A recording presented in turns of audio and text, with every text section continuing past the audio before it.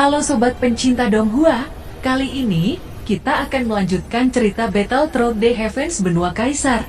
Cerita dan video ini diambil dari channel Mebarta. Tanpa banyak basa-basi, mari kita simak alur ceritanya. Melanjutkan dari cerita sebelumnya, sekelompok cahaya dingin yang menyilaukan meledak ke Xiaoyan. Kekuatan angin jauh melampaui bayangan darah. Pria misterius itu bersembunyi di balik bayangan darah yang mengambil kesempatan ini untuk melepaskan pukulan terkuat. Bayangan hitam menghantam tubuh Xiaoyan dalam satu sentuhan. Sosok Kapten Aliansi Bayangan juga terungkap saat melepaskan serangan yang mematikan. Kekuatan yang menakutkan menabrak tubuh Xiaoyan. Serangkaian suara tulang yang patah terus terdengar. Seteguk darah keluar dari mulut Xiaoyan dengan cara yang menyedihkan. Xiaoyan terhuyung-huyung mundur sebelum menstabilkan tubuhnya. Dia menarik nafas dalam-dalam dan memandangi bayangan darah yang mengikutinya. Jalan untuk mundur hanyalah danau hitam di belakangnya. Xiaoyan sadar satu-satunya jalan hanya menyelam ke danau ini. Meskipun danau ini sangat aneh, Xiaoyan tidak punya pilihan selain memasukinya. Pikiran Xiaoyan bergerak dan kekuatan jiwa menyebar membungkus tubuh Xiaoyan. Dengan cepat Xiaoyan menyelam ke danau hitam. Pria misterius itu tidak menyangka bahwa Xiaoyan berani menyelam ke danau hitam ini. Segera puluhan bayangan darah mengikuti dan menembus permukaan danau. Seluruh danau tiba-tiba mendidih dan bergetar hebat. Kekuatan yang dahsyat hampir menjungkir balikan permukaan danau ini. Sejauh ini Xiaoyan masih tidak dapat menemukan dasar danau meski sudah menyelam sejauh puluhan ribu kaki. Jika bukan karena adanya api langit yang melindungi tubuhnya, dia mungkin sudah menjadi bongkahan es. Pada titik ini di bawah kaki Xiaoyan udara dingin begitu kental sehingga lapisan kabut putih telah terbentuk. Bahkan air danau tidak dapat masuk ke dalamnya. Itu tergantung di dalam air dan memisahkan air danau. Saya tidak berpikir bahwa dasar danau ini sangat menakjubkan. Saya ingin tahu apa sebenarnya lapisan putih itu. Ucap Xiaoyan menyentuh lapisan putih dengan jari-jarinya. Di sisi lain di permukaan danau, Kapten Aliansi Bayangan sangat marah. Dia terus menyerang permukaan danau dan mengaduk danau itu dengan gila-gilaan.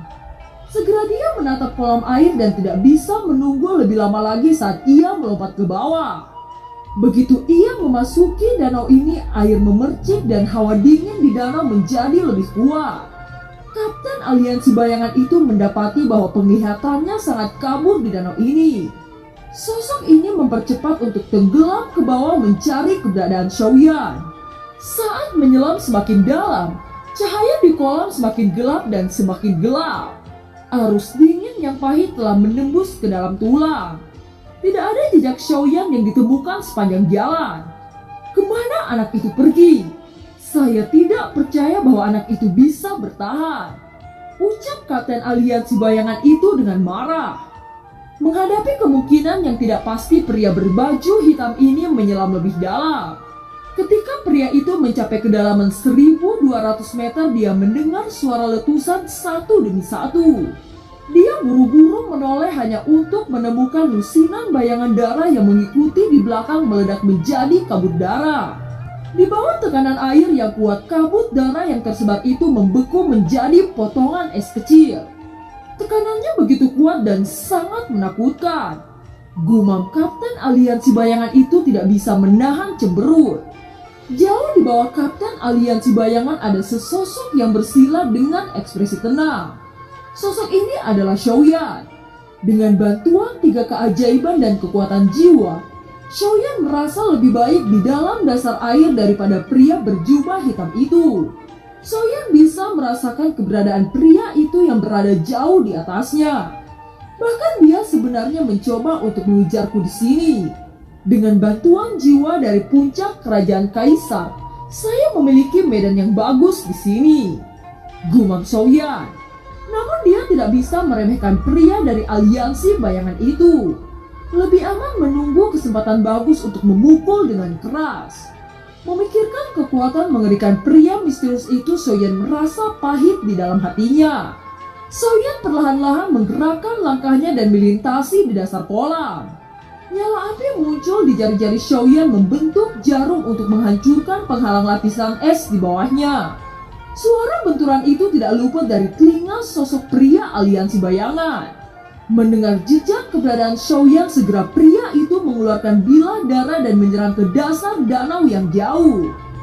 Akan tetapi serangan itu bahkan tidak bisa mencapai setengah dari keberadaan Xiaoyan sebelum tersebar menjadi pecahan es. Ini kesempatan yang bagus. Saya akan menemanimu sampai mati di sini, ucap Xiaoyan setelah mengetahui bahwa danau ini adalah medan yang menguntungkan baginya. Xiaoyan memasukkan api langit ke dalam penguasa Xuan sebelum tubuhnya bergegas melesat ke atas.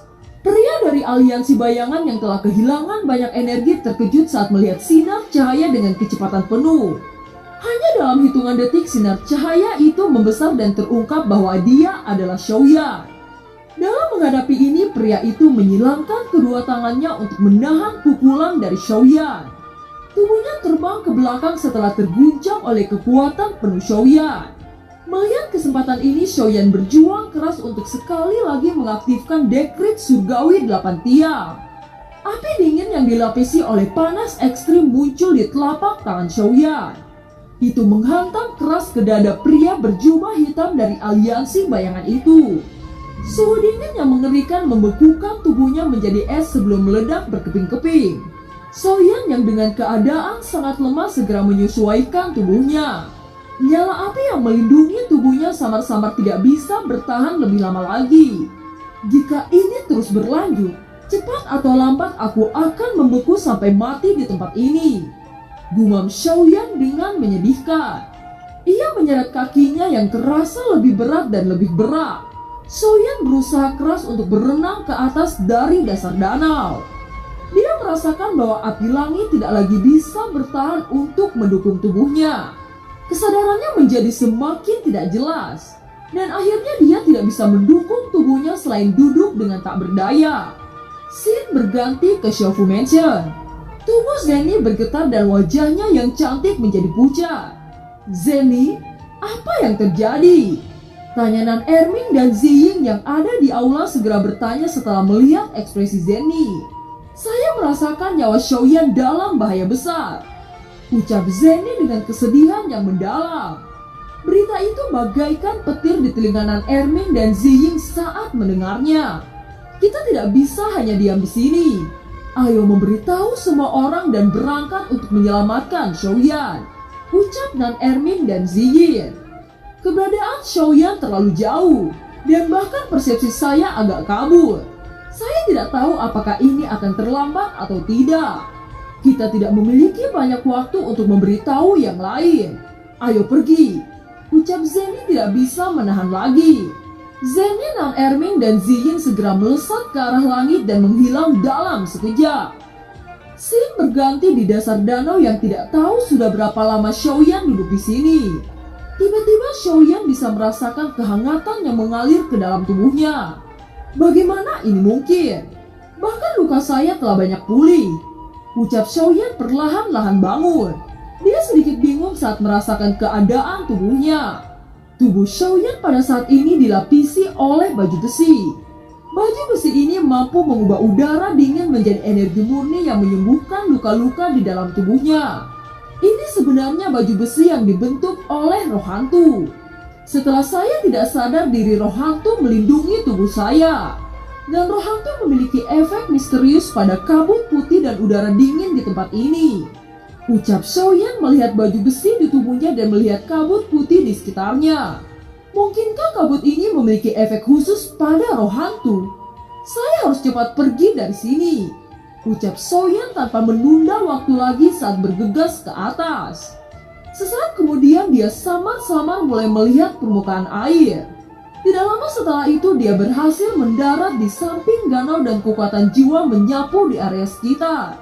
Setelah tidak ada jejak-jejak keberadaan seseorang, dia sekali lagi bergegas menuju klan Yao.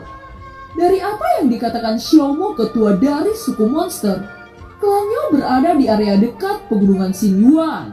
Di tengah-tengah perjalanan ini, kekuatan jiwa Xiaoyan menyapu area sekelilingnya siang dan malam. Setelah menghabiskan banyak upaya, Xiaoyan akhirnya tiba di puncak Bukit Xinyuan. Dia bisa melihat bangunan besar di depan pandangannya. Apakah saya akhirnya tiba di klan Yao? Ucap Xiaoyan. Sebelum kuil Dang didirikan, klan Yao sudah terkenal di benua karena kemampuan penyulingannya yang kuat. Saat itu banyak orang datang hanya untuk mencari pengobatan. Pada kejayaan klan Yao saat itu sangat jarang untuk mereka pergi di daratan. Bukan karena profilnya yang rendah, tetapi karena orang-orang klan Yao terlalu sombong. Oleh karena itu hanya sebagian orang yang bisa meminta pil di klan ini. Tempat yang dulunya mulia sekarang telah menjadi tak terawat dan ditutupi dengan rumput liar. Pada saat ini Xiaoyan sudah berdiri di gerbang besar klan Yao dengan santai. Tiba-tiba suara keras terdengar begitu Xiaoyan baru saja tiba. "Siapa begitu berani masuk ke area klan Yao?" teriak suara itu. Di depan Xiaoyan, dua penjaga memegang tombak menyapu Xiaoyan dengan mata dingin. Tombak tajam menunjuk ke arah Xiaoyan. "Saya kesini tidak untuk berniat buruk," ucap Xiaoyan menatap kedua penjaga itu. "Anda orang gila yang berani. Kalau tidak ingin mati, cepat pergi dari sini," ucap dua penjaga suku klan Yao itu. "Saya Xiaoyan datang untuk melihat menemui patriark klan Yao. Bolehkah saya tahu apakah Anda akan mengizinkan saya bertemu dengannya?" ucap Xiaoyan. "Apakah menurut Anda Kaisar Monster dapat ditemui hanya karena Anda menginginkannya? Cepat pergi dari sini," ucap seorang penjaga itu menghalangi jalan Xiaoyan. Penjaga itu melambaikan tangannya dengan tidak sabar untuk membiarkan Xiaoyan pergi. Kata-kata dari dua penjaga itu sama sekali tidak memberikan Xiaoyan wajah apapun. "Bisakah Anda memberitahu patriark klan Yao bahwa Xiaoyan sedang mencarinya?" ucap Xiaoyan. "Pada waktu itu berapa banyak orang terkenal yang harus menunggu selama berbulan-bulan untuk bertemu dengan patriark kita. Anda adalah kaisar kecil dengan bintang 4 akhir dan ingin bertemu dengan patriark kami. Patriark kami bukan kedai makanan yang dengan mudah Anda masuki," ucap penjaga itu. "Sungguh orang yang sombong," ucap Xiaoyan dengan marah dan tubuhnya tidak bergerak untuk mundur. Penjaga itu tertegun dan meningkatkan kekuatannya menekan ke arah Xiaoyan. Bahkan penjaga yang memukul pundak Xiaoyan terhuyung-huyung mundur beberapa meter. Mereka seolah-olah telah memukul besi tebal dengan tidak percaya saat memandang Xiaoyan. Apa asal-usul anak ini? Dia hanya kekuatan bintang 4, namun mengapa begitu kuat? Ucap penjaga itu dengan ekspresi terkejut. Penjaga lain yang melihat kejadian ini sangat marah dan semangat juang bintang 4 puncak dilepaskan menyerang Xiaoyan. Melihat tangan yang akan jatuh, Xiaoyan mendengus dingin dan api langit menutupi seluruh tubuhnya menjadi warna merah menyala. Telapak tangan penjaga yang jatuh ke pundak Xiaoyan segera dipanggang dan mengerang kesakitan. Kedua penjaga itu melihat Xiaoyan dengan tatapan ngeri. Mereka tidak pernah melihat Kaisar Bintang 4 Puncak dengan kekuatan seperti itu. Bahkan pemuda itu memiliki api langit. Itu membuktikan bahwa identitasnya tidak sederhana. "Bisakah Anda memberitahu kami dari cabang mana Anda berasal?" ucap dua penjaga itu. "Saya Xiaoyan berasal dari Xiaofu Mansion dari kota Juche, sekutu persatuan Sangmeng dan saudara laki-laki Kaisar Iblis Ki. Saya datang kemari ingin mengunjungi patriark klan Yao," ucap Xiaoyan. "Xiaofu Mansion? Xiaoyan dari Xiaofu Mansion?" Mendengar Xiaofu Mansion membuat kedua penjaga itu menjadi kaku. Mereka menatap Xiaoyan seperti melihat hantu. Mungkinkah Xiaoyan yang populer dalam beberapa tahun terakhir? Apakah sekarang saya memiliki kualifikasi untuk bertemu patriark klan Yao? Ucap Xiaoyan. Dua penjaga itu benar-benar panik dan tidak pernah menyangka bahwa di hadapan mereka adalah Xiaoyan yang terkenal di seluruh benua kaisar. "Apakah Tuan Muda dapat membuktikan bahwa Tuan Muda adalah Tuan Xiaofu Mansion?" tanya penjaga itu dengan ragu saat melihat pakaian compang-camping Xiaoyan. Xiaoyan menghela nafas tak berdaya. Dia datang ke klan Yao setelah banyak bekerja keras, tetapi dia diblokir oleh penjaga ini sedemikian rupa. "Bagaimana cara saya membuktikannya?" tanya Xiaoyan. "Sepertinya Anda tidak dapat membuktikan identitas Anda.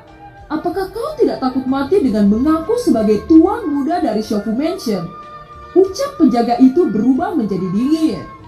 Saya sedang terburu-buru. Saya tidak memiliki apapun untuk membuktikan identitas saya. Ucap Xiaoyan kepada penjaga itu. Demi menghidupkan Xiaoshuan, Xiaoyan mencoba yang terbaik untuk menekan amarahnya. Anda akan diizinkan selama Anda menunjukkan identitas Anda. Jika tidak, Anda dapat melupakan untuk bisa masuk bertemu dengan Patriark Klan. Ucap penjaga itu. Apakah ini cara klan Yao memperlakukan seorang tamu? Ucap Xiaoyan. Bocah, kamu berani mengatur kami. Lihat apa yang terjadi setelahnya. Ucap penjaga itu. Ketika kata-kata itu jatuh, kedua penjaga melemparkan dua sinyal naik ke langit. Dan dua percikan api yang cerah meledak dari atas. Banyak sosok muncul di balik gerbang klan Yao dan segera mengelilingi Xiaoyan. Banyak puluhan mata menatap Xiaoyan dengan dingin. Xiaoyan melirik puluhan orang ini yang berada di tingkat Kaisar 4. Bahkan di antara mereka ada beberapa Kaisar bintang 5 awal dan hanya satu Kaisar bintang 5 menengah. Ini hanya kesalahpahaman. Saya datang ke sini untuk menemukan metode rahasia membangkitkan jiwa leluhur saya. Ucap Xiaoyan. Kesalahpahaman? Anda telah membuat kekacauan dan melukai penjaga klan Yao. Apakah ini yang dikatakan kesalahpahaman? Cepat tangkap dan kemudian interogasi. Teriak pemimpin penjaga itu. Jika dengan kesopanan tidak berguna, maka jangan salahkan untuk menggunakan kekerasan apapun. Ucap Xiaoyan. Mereka dengan cepat melesat ke arah Xiaoyan. Dan ujung jarinya menusuk dahi Xiaoyan. Merasakan ujung jari yang mendekat itu, kemarahan di hati Xiaoyan akhirnya tidak bisa ditahan. Kekuatan bintang 4 meletus dari tubuh Xiaoyan. Xiaoyan menggenggam jari yang menunjuk ke arah dahinya dan mematahkan jari tersebut. Kaisar bintang 5 awal yang sombong berteriak kesakitan. Xiaoyan menendang dengan keras mengirim Kaisar bintang 5 awal terbang puluhan meter menabrak tanah. Semua ini terjadi dalam sekejap sehingga semua orang tidak mengerti apa yang terjadi. Ketika debu menyebar, orang-orang langsung gempar dengan keterkejutan. Anak ini sebenarnya mampu memukul Kaisar bintang 5 sampai seperti itu. Mata pria Kaisar bintang 5 itu menyusut dan kejutan melintas di matanya. Orang ini pemberontak dan berani menyerang klan Yao kita. Mari kita serang bersama dan membunuh orang ini. Ucap semua penjaga klan Yao. Semua orang bereaksi dan bergegas termasuk Kaisar bintang 5 awal yang bangkit dari tanah. Dia memiliki mata merah dan bergegas dengan raungan marah ingin merobek Xiaoyan berkeping-keping untuk menghilangkan kebenciannya. Aku ingin melihat kekuatan seperti apa yang kamu miliki dalam pertempuran ini. Ucap pemimpin penjaga itu. Xiaoyan melirik kerumunan dan menengus dingin. Kakinya sedikit ditekuk di tanah saat tubuhnya tiba-tiba menghilang. Ketika sosok itu muncul kembali, Xiaoyan berada di depan Kaisar bintang 5 awal yang bergegas ke depan. Dengan cepat Xiaoyan melemparkan tinju ke arah punggung Kaisar bintang 5 awal. Kepanikan terpancar dari wajah Kaisar bintang 5 awal itu saat dia akan menoleh. Kepalan tangan itu menghantam punggung dengan sangat keras membuat orang itu menyemburkan darah dan jatuh. Rasa sakit yang hebat membuat wajah Kaisar bintang 5 awal dipenuhi kepahitan. Xiaoyan yang dipenuhi amarah mendarat dengan kaki kanan terlebih dahulu. Dengan putaran cepat ia menyelinap ke sisi Kaisar bintang 5 awal dan mendarat di atas punggungnya. Melihat Kaisar bintang 5 awal terbaring di tanah, Xiaoyan memandangnya dengan tatapan jijik. Melihat pemandangan ini, orang-orang yang mengepung Xiaoyan menghirup udara dingin. Kekuatan dan kecepatan ini terlalu abnormal. Bagaimana dia melakukannya? Apakah dia sengaja menyembunyikan kekuatannya? Ucap orang-orang penjaga itu. Hampir semua mata membeku dan tidak berani melangkah maju. Kaisar bintang 5 tingkat menengah itu berdiri diam dengan adegan ini. Dia menatap Xiaoyan seolah-olah seperti melihat hantu. Sejak melangkah ke wilayah klan Yao, Xiaoyan telah sopan dan memberikan toleransi berulang kali. Tetapi dia telah terganggu oleh klan Yao tanpa henti-henti. Jika itu bukan kekuatan kuat Xiaoyan, bisakah ia keluar dari klan Yao hari ini? Kalau bukan karena kebangkitan leluhur Xiao Xuan, Xiaoyan akan membunuh mereka sejak lama. Wajah Komandan Bintang 5 menjadi semakin pucat, dan dia mengulurkan tangannya dan menyekadahinya. Aku datang untuk mengunjungi keluarga obat ribuan mil jauhnya. Tetapi yang saya temui hanyalah penghalang dan serangan secara acak. Hari ini saya ingin melihat bagaimana keluarga obat masih bisa memperlakukan saya Xiaoyan. Ucap Xiaoyan tersenyum marah. Dan film pun berakhir. Terima kasih telah menyimak dari awal sampai akhir ya. Sampai jumpa.